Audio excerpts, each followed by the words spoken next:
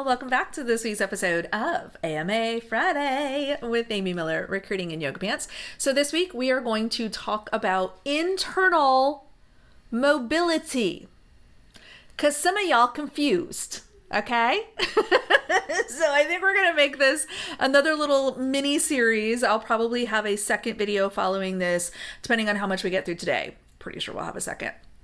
But I do want to dig into this idea around internal mobility. What does that mean for employees? From a job seeker point of view, I understand if you're not currently working, this may not be the video for you this week. However, this is something for you to think about when you do land that job, when you are interviewing. Maybe you want to ask questions about the internal mobility process. Are there any policies you want to be mindful of? Because here's the reality, y'all. I don't care how many hot takes and unpopular opinions you post on social media. Companies do what is in their best interest. I want to help you understand the rules of the game so that you can play it more effectively. All right. Internal mobility, I looked it up since some of y'all clearly have not. Internal mobility means, I know the people I'm mad at aren't even watching. They've already blocked me. Okay, in all seriousness, let's dig in. Internal mobility. This is the movement of employees vertically and laterally to new career and development opportunities within the same organization. This is the opportunity or the process of an employee moving to the side or up, maybe even down, for a new role, a new team, a new opportunity, a new job family, a new position, a promotion, a demotion, whatever. That is internal mobility. So what does that look like for the average job seeker / employee? So we're going to pretend that I am a level 5 software engineer. Okay? I'm a level 5 software engineer and I'm on the rectangle team. Okay? So when it comes time for me to have a career discussion with my manager, that could look like a couple different things. Okay? Maybe I want to explore a path to an L6 SWE. Okay, on the rectangle team, because that's the team I'm on. So that makes sense. Like I could just be, will I be promoted? Am I working towards that promotion goal? For example, maybe I want to explore an L5 SWE position on the circle team. This is a different team. It's still within my organization, but it's still a different team. Maybe they're doing something new. So maybe this team is like cloud infrastructure and that team is not cloud infrastructure. Y'all, I've been out of software for so long. Security. Maybe it's security. Yeah, there you go. I just made something up. I can't remember anything about software anymore. My brain is full of hardware knowledge these days. Okay, so these are some options that I would have. I could move up, or I could move over. Maybe I want to explore a PM role on the triangle team. Could I do that? Could I make that jump from a 5 to a 6? Therein lies the question, friends. Maybe the circle team has a SWE role.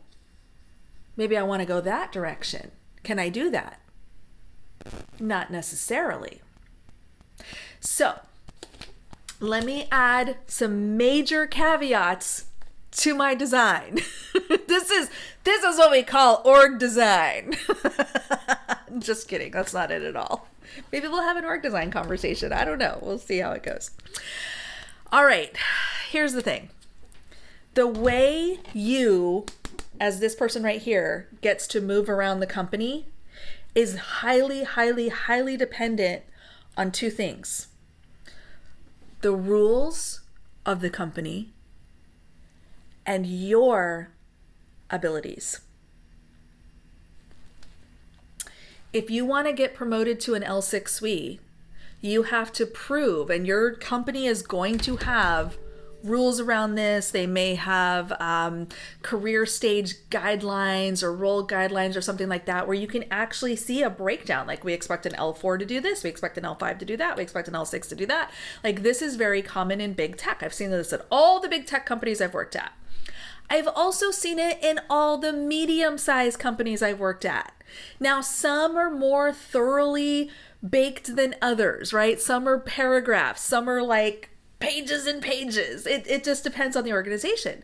But there should be a clear set of expectations that you know, hey, in order to get that promotion, I'm going to need to be able to prove that I can do A, B, and C. That's how you get promoted. Now, let's say I just hate my boss and I want to get promoted to the Circle team. Unlikely.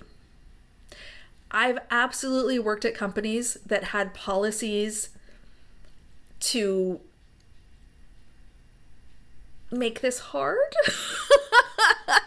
It's not blocked by any means. I don't want to make it sound worse than it is, but there's definitely guidance in most organizations around, okay, if you're ready for a promo, you could promo in multiple directions, but you still have to be ready for a promo. The rules for an L6 SWE on the Rectangle team should not be different than the rules for an L6 SWE on the Circle team.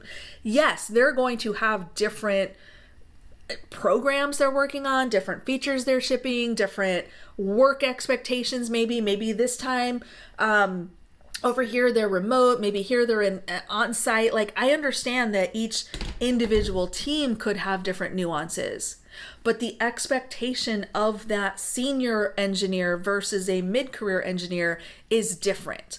And if you can't be a senior on the Rectangle team, it's going to be very hard to prove that you should be a senior on the Circle team.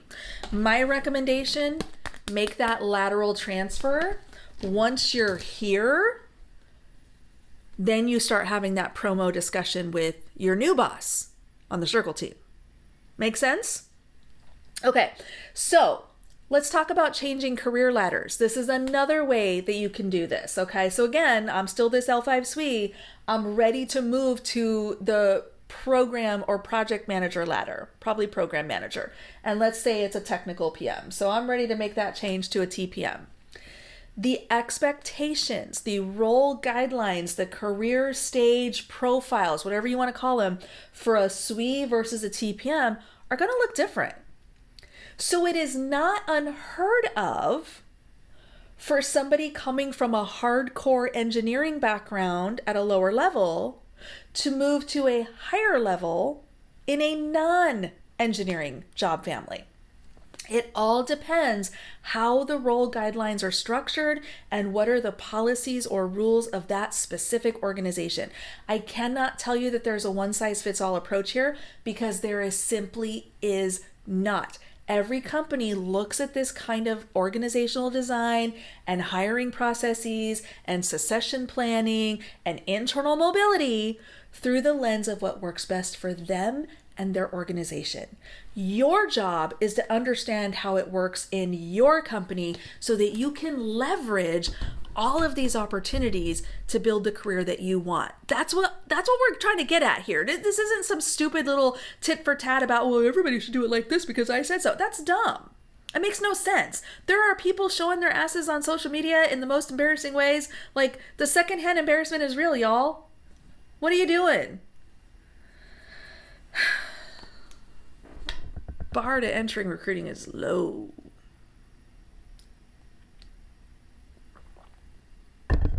Changing career ladders. Last thought, and then we'll wrap it up. Going from a highly technical role to a slightly less technical role, this is possible. Guess what? Goes the other way too.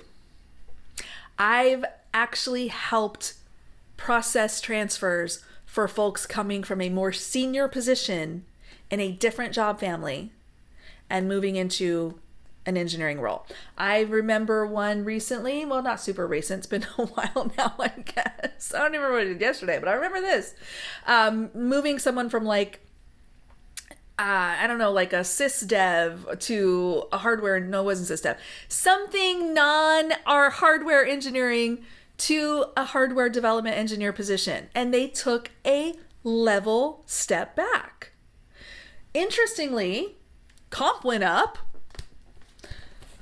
but it was changing job families. So I don't want you to get hung up on title. I don't want you to get hung up on the number associated with the level. I was a 63 when I left Microsoft. What does that even mean? It correlates to a job expectation and a compensation range. That was the important part. Anyway, my point in sharing all this with you, focus on opportunity. Focus on understanding how do these opportunity moves work? What does internal mobility look like at my employer or employer of choice? And how can I leverage that to build the career that I want? That's the key. If y'all get worked up about, you didn't give internals the first shot, or you didn't allow people to get promoted, don't do it. Don't do it. They're after your rage. They're farming your dopamine, okay? Focus on how internal mobility actually happens at the places you want to be and make the system work for you. You can do it. I believe in you. We'll see you next week.